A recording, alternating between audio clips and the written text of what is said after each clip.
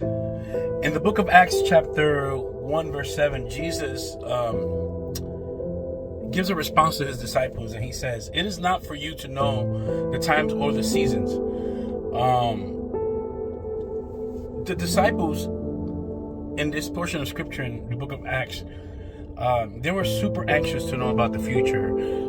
They wanted to have some sort of program or chart, or even have some kind of knowledge and even awareness of the coming years, of what was to come. They were so inclined to speculation that they were desperate to know what was to come. And Jesus responded with the words, "It's not for you to know the times nor the seasons." Why did Jesus, and I asked myself, why did Jesus respond to them in this kind of manner with such words? You know, you would hear that and you'd be like, "Dang, Jesus, you're rude. I'm asking you a simple question, and you're rude. That's so rude for you to say." But the thing is that Jesus was teaching them that they had nothing to do with the times and season, and that it wasn't their place to know, and that they needed to simply stay in their lane. Why is this? Because the seasons that we go through, trials that we endure, times that are here, and the times that are to come, whether prophetic or just part of our lives, they're all in the Father's authority. The psalmist David explains this in the most beautiful yet straight to the point expression.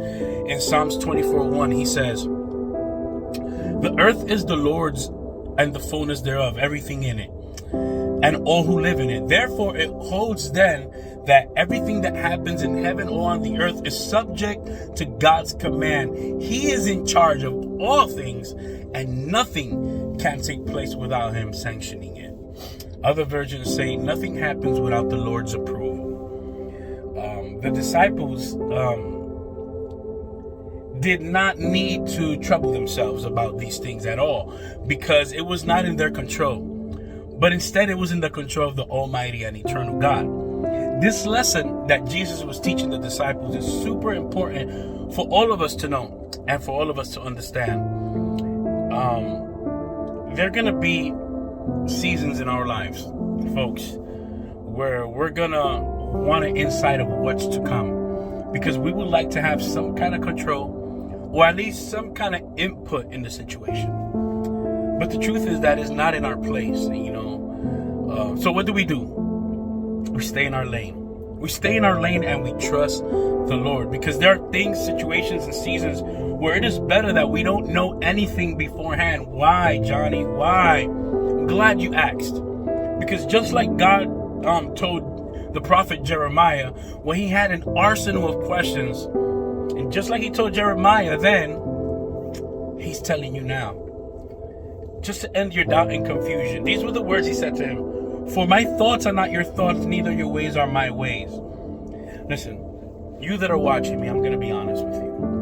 Without a single doubt in my mind, I indeed believe that it is a merciful provision that we cannot see into the future. Why? Because if we could see the sorrows and struggles and defeats and tears that we're going to cry and trials that we're going to have in our lives ahead of time,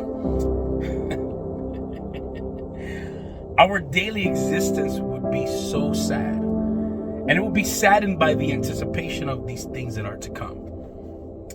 And I know that there are many that as you watch this video and as I speak to you, many, and this might very well include you, many go on unconscious of the shadows that lie before them, living as if everything is clear and bright, trusting in the Lord for their future. But then we come to the hard points where we say, "I'm desperate to know. So please give me the grace to meet this season." Here's a nugget for your spirit. Life without God is a fast-paced highway without a directional exit lane. But life with God is still at times a fast-paced highway. But the difference is that when God is in charge of our lives, that highway has a directional exit lane. The question is, will you stay in your lane? Think about it. God bless you.